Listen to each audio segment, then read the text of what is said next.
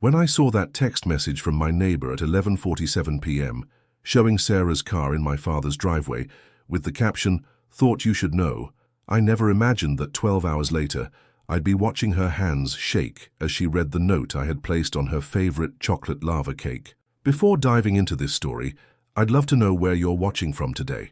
Drop your location in the comments below, hit that like button, and if you're new here, subscribe to hear more stories about standing up for yourself when it truly matters. Now let me take you back to how everything unraveled. My name is Marcus Thompson, I'm 32 years old, and I work as an architect in downtown Chicago. 2 weeks ago, I thought I had everything figured out. Sarah Mitchell, my fiancée of 8 months, was supposed to become my wife in what everyone called the perfect wedding. We'd been together for 3 years, and she seemed to get along wonderfully with my family, especially my father, Robert. Maybe that should have been my first red flag. The rehearsal dinner was scheduled for Friday evening at Romano's, the upscale Italian restaurant where Sarah and I had our first date. Everything had been planned to perfection. The seating arrangements, the menu, even the playlist. I had spent weeks coordinating every detail because Sarah always said she wanted everything to be absolutely perfect. Little did I know how imperfect everything was about to become. I was in my apartment, going over my best man speech one final time, when my phone buzzed with a message that would change everything. The text was from Mrs. Henderson, my elderly neighbor who lived across from my father's house. She'd been like a grandmother to me since my mother passed away 5 years ago, always looking out for me with that maternal instinct that never fades. "Marcus, honey, I hate to be the bearer of bad news, but I think you need to see this." Attached was a photo taken from her bedroom window. There, clear as day in the streetlight's glow, was Sarah's white Honda Civic parked in my father's driveway. The timestamp showed 9:23 p.m. My heart started racing like I'd just run a marathon, but I tried desperately to rationalize what I was seeing. Maybe she was dropping off something for the wedding. Maybe they were discussing some surprise for me. Maybe there was an innocent explanation for why my fiancée was at my father's house this late at night. Then came the second message that shattered every desperate hope I was clinging to. She arrived 2 hours ago. "The lights in your father's bedroom have been on the whole time. His living room has been dark since she got there. I'm so sorry, sweetheart. I debated all evening whether to tell you, but you deserve to know the truth." I stared at that message for what felt like an eternity, reading it over and over again, hoping the words would somehow rearrange themselves into something less devastating. My hands were trembling as I called Sarah's phone with shaking fingers. It went straight to voicemail, her cheerful voice telling me to leave a message and that she loved me. The irony was sickening. I called my father next. The same thing, just his gruff voice asking me to leave my name and number. The silence from both their phones was deafening, but it told me everything I needed to know. My fiancée, the woman I was supposed to marry in 2 weeks, was sleeping with my own father. The betrayal cut so deep, I could physically feel it in my chest, like someone had reached inside and crushed my heart with their bare hands. I didn't sleep that night, not even for a minute. I sat in my living room, staring at the wall, trying to process the magnitude of what was happening. How long had this been going on? How many times had they looked me in the eye and lied? How many family dinners had I sat through, oblivious to what was happening right under my nose? By 6 a.m., as the sun began to rise over Chicago's skyline, I had made my decision. I wasn't going to confront them privately like some wounded animal slinking away to lick its wounds. I wasn't going to give them the chance to lie, manipulate, gaslight me, or try to minimize what they had done. But if they wanted to humiliate me behind closed doors, I was going to return the favor in the most spectacular fashion possible. The rehearsal dinner was still happening exactly as planned, but it was going to be a very different kind of memorable evening than anyone expected. They had chosen to destroy my trust in the shadows. I was going to expose their betrayal in the light, in front of everyone who mattered to both of them. Some people might call it revenge. I called it justice. Friday morning arrived with an overcast sky that seemed to perfectly mirror the storm brewing inside my chest. The weather forecast called for rain later. How poetic. Sarah texted me at exactly 8:15 a.m. with her usual sickeningly cheerful message. "Good morning, baby. Can't wait for tonight. I love you so much. Today's going to be perfect." The casual cruelty of those words, knowing exactly where she had spent the night and what she had done, made my stomach turn with disgust.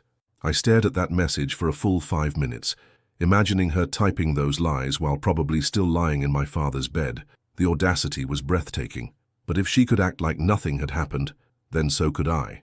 I responded with a simple heart emoji and the word always. Let her think I was still the naive fool she and my father had been playing for God knows how long.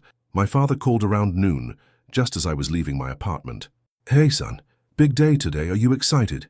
His voice carried that forced enthusiasm that I now recognized as guilt, trying to masquerade as paternal affection. How had I missed it before? The slight strain in his voice, the way he seemed to be trying too hard to sound normal. "Absolutely, Dad. Tonight's going to be unforgettable," I replied, meaning every single word in a way he couldn't possibly understand. "I've planned something really special." "That's great, Marcus. Sarah's a lucky woman." "You're a good man, son." The hypocrisy nearly made me laugh out loud. A good man, right. If I was such a good man, why had he stabbed me in the back with the woman I was supposed to marry? But I kept my voice steady, my tone warm. "Thanks, Dad. That means everything coming from you." I arrived at Romano's 3 hours early, telling the staff I wanted to personally oversee the final details. The restaurant was elegant, with warm lighting that cast dancing shadows on the walls and crisp white tablecloths that gleamed like fresh snow. Our families would be seated at a long table in the private dining room, with Sarah and me positioned at the head like the happy couple we were pretending to be. The setup was perfect for what I had planned. I found James, our designated waiter for the evening. He was a college student, probably around 22, with kind eyes and a nervous smile that reminded me of myself at that age. I had specifically requested him during our tasting dinner last month because he seemed trustworthy and eager to please. Exactly the qualities I needed for tonight's performance. "James, I need to ask you for a very unusual favor," I said, pulling him aside to a quiet corner near the kitchen. "It involves a special surprise for my fiancée during dessert." I explained that I wanted to surprise Sarah with a personal note delivered along with her favorite chocolate lava cake. James nodded enthusiastically, his face lighting up with the kind of romantic excitement that only young people possess. He was clearly thinking this was some grand romantic gesture, maybe a love poem or an early wedding gift surprise. "Make sure she's the only one who sees this note," I emphasized, handing him a sealed white envelope along with a crisp $50 bill. "Wait until she's just finishing her main course, then bring out her dessert with this envelope placed right beside the plate. Can you handle that perfectly?" "Absolutely, sir. She's going to love this surprise. You can count on me." If only he knew what kind of surprise he was actually delivering. If only any of us knew how this evening was really going to end. The guests began arriving at exactly 6 p.m., filling the private dining room with the kind of warm chatter and laughter that should have made this one of the happiest nights of my life. Instead, I felt like an actor in a play, where only I knew the real script. Sarah looked absolutely stunning in a navy blue dress that I had bought for her birthday last year, back when I thought she was faithful, back when I believed we had a future together. She kissed me warmly when she arrived, her lips soft against mine, and for just a moment I almost wavered in my resolve. Almost. The kiss felt real, her smile seemed genuine, and for a split second I wondered if maybe I had misunderstood what I'd seen. Maybe there was an explanation, maybe... Then I saw my father walk in behind her, straightening his tie with the same guilty expression I remembered from when he used to sneak cigarettes behind my mother's back. The rage returned in full force, burning away any doubt or weakness I might have felt. Dinner proceeded with agonizing normalcy on the surface. Conversations flowed like wine, glasses clinked in toasts, and everyone seemed genuinely happy for the perfect couple we appeared to be. Sarah kept reaching over to squeeze my hand under the table, telling everyone within earshot how lucky she felt to have found such an amazing man from such a wonderful family. Each touch of her hand felt like a betrayal, each word like a knife twisting deeper. My father gave a lengthy toast about how proud he was of me, and how Sarah was exactly the kind of woman every father hopes his son will find. Beautiful, intelligent, and perfect for our family. The irony was so thick I could hardly breathe. He raised his glass high, looking directly at me with what I now knew was manufactured sincerity. "To Marcus and Sarah, may your marriage be built on trust, honesty, and the kind of love that lasts forever." Trust, honesty, love that lasts forever. I wanted to vomit. As the main courses were being cleared away, the moment I had been waiting for finally arrived. I caught James's eye across the room and gave him the slightest nod. He disappeared into the kitchen with purpose, returning moments later with a silver tray that carried Sarah's doom disguised as dessert. "Ladies and gentlemen," James announced with theatrical flair as he approached our table, clearly excited to be part of what he thought was a romantic surprise, "we have a very special dessert this evening, prepared exclusively for our beautiful bride-to-be. Sarah clapped her hands together in pure delight, her face glowing with anticipation as James placed the chocolate lava cake directly in front of her. Steam rose from the warm chocolate center like incense, and a small white envelope was positioned with elegant precision beside the plate, looking innocent and harmless. "Oh my God, Marcus, you're so incredibly sweet," Sarah beamed, reaching for the envelope while everyone at the table watched with the kind of anticipation usually reserved for wedding proposals or baby announcements. I watched her face with the focus of a scientist observing a critical experiment. The smile faded first, like someone had slowly turned down a dimmer switch. Then confusion creased her brow as she read the first line. Finally, her eyes widened in pure, undiluted horror as she absorbed the full meaning of the words I had carefully chosen. "I know about last night. I know about you and my father. I know about all the lies. Enjoy your dessert, because it's the last thing you'll ever get from me. We're done." The color drained from Sarah's face so completely that she looked like she might faint right there at the table. Her hands began to shake so violently that the paper rustled audibly in the sudden silence that had fallen over our section of the restaurant. She looked up at me with panic in her eyes, and I gave her the coldest, most calculated smile I could manage. This was the moment I had been waiting for, the moment when the mask finally came off. "What does it say, sweetheart?" my Aunt Carol asked cheerfully from across the table, completely oblivious to the drama unfolding before her eyes. "You look like you've seen a ghost." Sarah's mouth opened and closed like a fish gasping for air on dry land. No words came out. She couldn't speak, couldn't move, couldn't do anything except sit there trembling as the full weight of her actions and their consequences crashed down on her in front of everyone she cared about. The silence stretched on for what felt like hours, but was probably only seconds. "Sarah?" my father said, his voice tight with what I now recognized as barely controlled fear. "What's wrong? What does the note say?" That's when I stood up slowly, deliberately, like a prosecutor about to deliver his closing argument. The entire room fell silent except for the soft clinking of silverware being set down as people sensed the shift in atmosphere without understanding what was happening. "I'll tell you exactly what's wrong, Dad," I said, my voice carrying clearly through the room with a calm that surprised even me. "Sarah has something very important she'd like to share with everyone about where she spent last night and who she spent it with." My father's face went from confusion to horror to complete devastation in the span of about 3 seconds. Several people shifted uncomfortably in their seats, sensing something terrible was about to happen, but not yet understanding what. The tension in the room was so thick you could have cut it with the steak knives still sitting on our plates.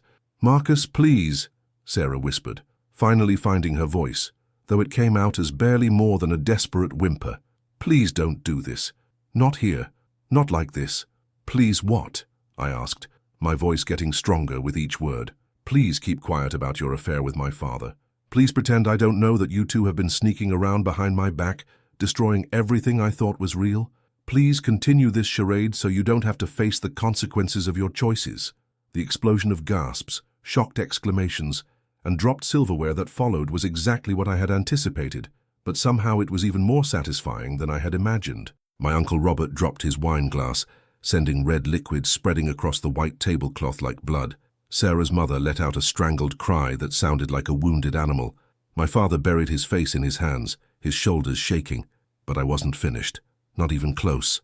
"I trusted you," I continued, looking directly at Sarah, then shifting my gaze to my father with laser focus. "Both of you. I was planning to make you my wife, to build a life with you, to have children with you. And Dad, I looked up to you as the man I wanted to become, the example I wanted to follow. Instead, you've both shown me exactly what kind of people you really are underneath all the lies and fake smiles." Sarah finally broke down completely, sobbing into her hands with the kind of desperate crying that comes from knowing there's no way back from what's been revealed. "Marcus, it was a mistake. It only happened once. I was drunk and confused about the wedding, and your father was just being supportive and—" "Stop," I said firmly, cutting her off before she could spin more lies. "Just stop talking. Don't make this worse by lying even more than you already have." My father finally looked up from his hands, his eyes red and filled with a shame so deep it seemed to age him 10 years in 10 seconds. "Son, there's no excuse for what I did. I betrayed you in the worst possible way a father can betray his child. I don't expect forgiveness." "Good," I replied without hesitation, Because you're not getting it. You both made your choice. Now I'm making mine. I pulled out the engagement ring box from my jacket pocket, the same pocket where it had been sitting all evening like a time bomb waiting to explode. I placed it on the table next to the untouched lava cake with a decisive thud that seemed to echo through the silent room. The wedding is cancelled, obviously. Sarah, I'll have my brother collect your things from my apartment this weekend. Don't be there when he comes. Dad, I think we both know our relationship will never be the same. Maybe someday, years from now, we can have a conversation about this. But not today, and probably not for a very long time. What followed was pure chaos. Sarah's bridesmaids rushed to comfort her while demanding explanations through their own tears. My relatives were torn between shock, outrage, and the kind of morbid fascination that comes with witnessing a spectacular public meltdown. Some people started leaving immediately, unable to handle the dramatic turn the evening had taken. Others stayed, whispering among themselves and shooting glances at the three central figures in this domestic tragedy. James, poor James, stood frozen by the kitchen door, finally understanding what kind of romantic surprise he had helped deliver. I walked over to him and pressed another $50 bill into his hand. Thank you for your help tonight, James.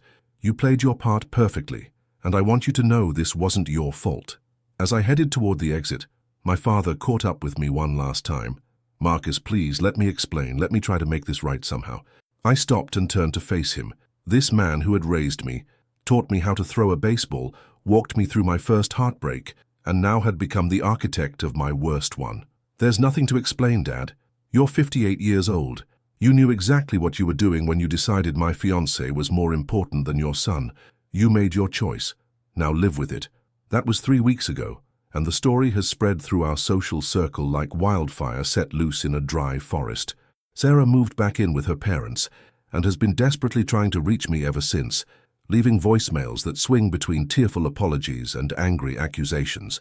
My father has called dozens of times, but I'm not ready for that conversation yet, and honestly, I may never be. Some people have told me I was too harsh, that I should have handled it privately, that public humiliation was going too far. But betrayal this deep, this calculated, this cruel deserved a response that matched its magnitude.